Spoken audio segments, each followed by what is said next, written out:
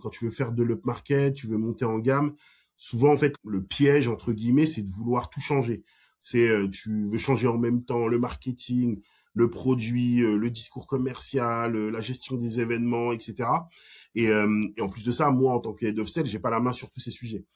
Donc nous en fait, ce qu'on a fait, c'est que déjà on s'est pas mal appuyé sur nos clients existants.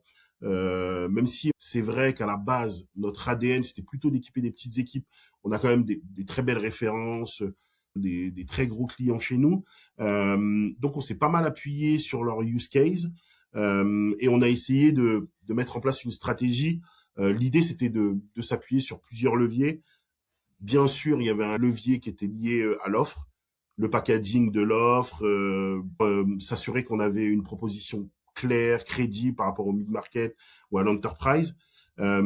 Ensuite, le discours commercial, le pitch. Avant, on était plutôt sur un discours simple, c'était rapide, beaucoup de ventes transactionnelles entre guillemets. Donc, il Ouais. fallait changer l'approche avec une vente beaucoup plus consultative et on s'est formé, on a fait appel à des personnes en externe pour se former sur le sujet.